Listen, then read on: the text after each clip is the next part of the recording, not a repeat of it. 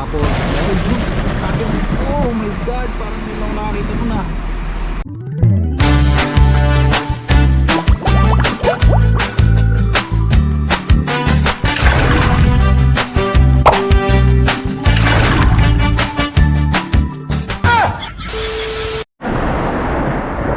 Wow!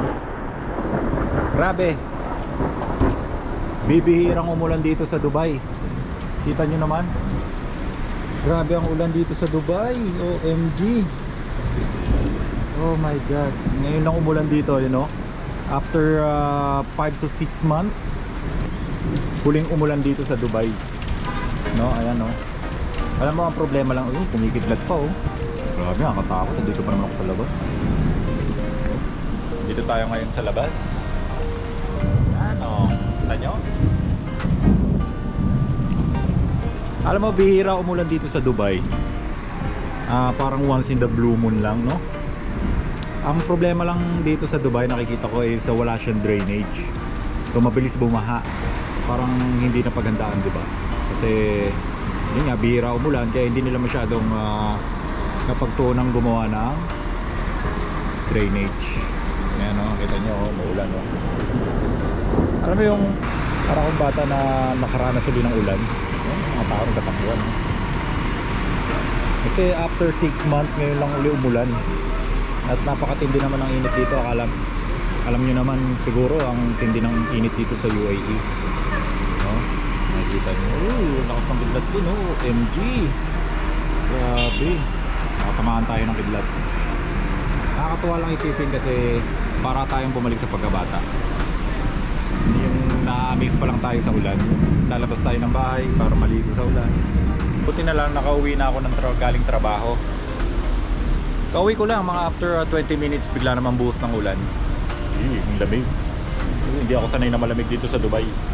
Na-miss ko tong ulan na to sa Pilipinas, no? Kasi sa atin lagi umuulan sa isang buwan, no? Ay mahina na ang isang araw na hindi umulan. O mahina na ang isang araw na ano na umulan. Tama ba? Basta, na-miss ko tong ulan na to. Kasi ang Dubai daw kasi gumagawa sila ng, ayun oh, grabe lakas ang kidlat no. Kasi ang Dubai daw kasi gumagawa ng artificial rain. 'Di ba? Alam mo ba yung artificial rain? Gumagawa sila ng maraming clouds. May ginagawa sila naglalagay sila ng asin. Naglalagay sila ng asin sa sky, sa mga ulap. Ewan ko paano yun. Tapos may yun, grabe, oh my god, parang nakakita ko na. Oh shit. Ayun, mapalit tayo, naglalagay sila ng asin para umulan kasi hindi naman talaga nakulan dito sa Dubai. So dahil sa technology nila, advanced technology nila, nakagawa na sila ng sarili nilang ulan kung kailan nila gustong magpaulan. Kagandahan din naman sa ulan kasi natatanggal-tanggal yung mga dura-dura sa kalsada, yung mga dumi-dumi sa kalsada, no? Kasi bill mo 6 months yun. 6 months. Dito na tayo sa Alfat, dito ako sa Satwa. Ayan, grabe kakaulan ng trabaho. Uy, lakas mo, no? Doon talaga ang doon talaga ang bagyo, oh. Siguro doon nagpaulan ng ng asin. No? Sarap sa pakiramdam na naranasan ko uli ang ulan kasi nasa Pilipinas ako, nagmumotor ako. Kailangan nakakapote ako bago pumasok sa trabaho, pero na-miss ko 'yon. Dito para magkakatrangkaso ka pag biglang umulan. Mabasa ka lang ng konti kasi kinabukasan mainit na naman. For sure, mainit na naman bukas kasi ngayon lang yan. Ang ulan dito, isang araw lang, isang buong araw, ganun. Minsan nga, isang oras lang eh. Magpapabagsak lang sila ng ulan bago bukas wala na naman, mainit na naman. Kasi siguro dahil magwi-winter na rin kasi kaya ganyan, no?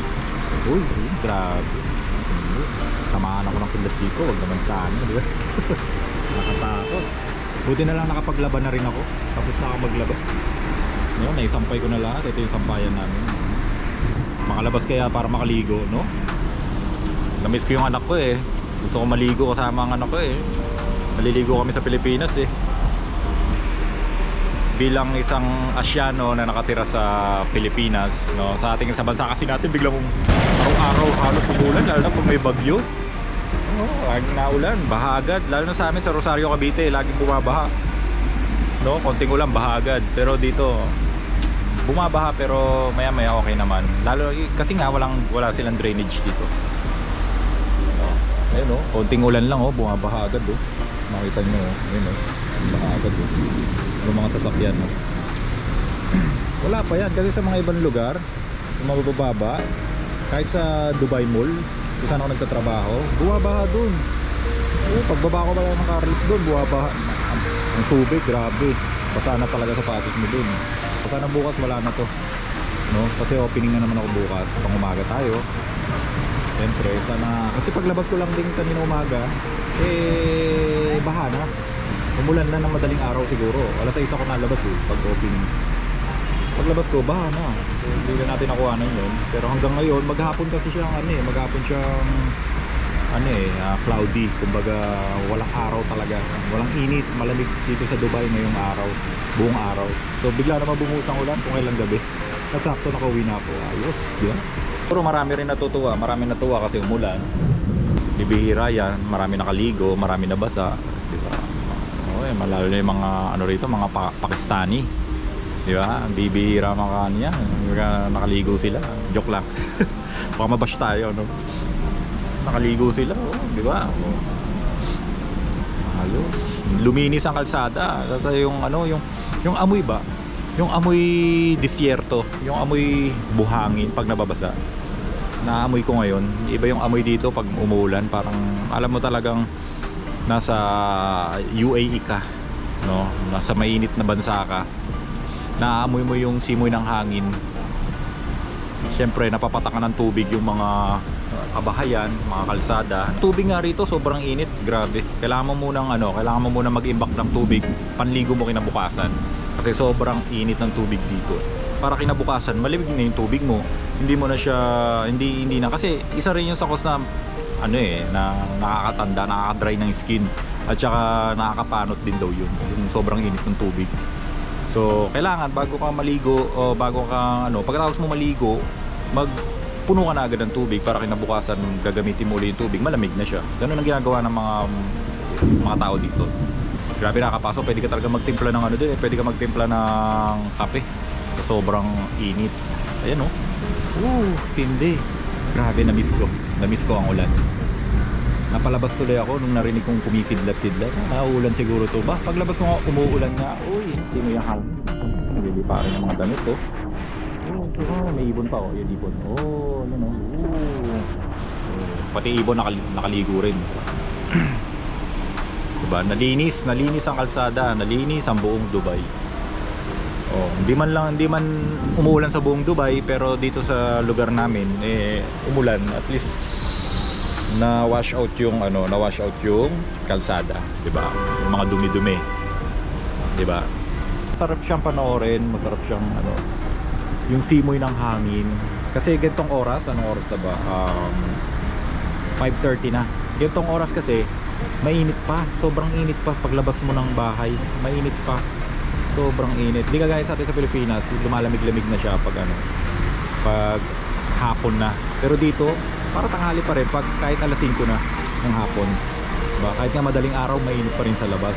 Yung tindi ng init galing yung kalsada, parang nagmo-moist siya, parang gano'n. Ewan ko ba kung kayo na bahala doon sumisingaw. Yun, yung magandang term doon, sumisingaw yung init.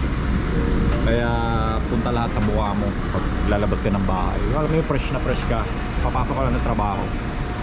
Pag fresh na fresh ka, bagong ligo ka, paglabas mo ng partition mo o ng inupahan mo, bagong ligo ka, 'di ba? Galing ka sa aircon, paglabas mo ay tindi sobra. Huwag ka nang maglagay-lagay ng lotion. Huwag ka nang kasi huhulas din 'yan. Huwag ka nang mag-makeup, huhulas din 'yan, no? Kasi sobrang init talaga, tutunawin talaga siya, no? Kaya ayun, wala nang ulan. Hanggang dyan na lang siguro ang ulan na yan. Kidlat-kidlat na lang, konti-konting kidlat na lang. Sana tuloy-tuloy ang ulan na yan hanggang mamaya madaling araw. At bukas na umaga, wag naman sana kasi may pasok tayo. Yun lang, na-share ko lang na-share ko lang ang heavy rain. First time, no, not first time. Kumbaga, once in the blue moon, umulan. Once in a blue moon ko ma-experience ang ulan dito sa Dubai. Grabe. After 6 months siguro, ngayon lang ulit umulan. After 5 months to 6 months, ngayon lang ulit umulan. Ganong katagal, diba? Ibang iba sa atin na lagi bumabagyo, no? Kaya yun, maraming salamat. Nga pala sa mga hindi nakasubscribe sa akin, sana subscribe nyo ako. Maraming salamat sa mga nanood. Please subscribe my channel. At baguhan lang akong YouTuber na nagtatrabaho dito sa Dubai, no? At isa akong OFW. At ang content na to ay tungkol sa pamumuhay ng mga Pilipino dito sa Dubai. So maraming salamat at asahan ko ang pagkikita ulit natin sa susunod. Maraming salamat.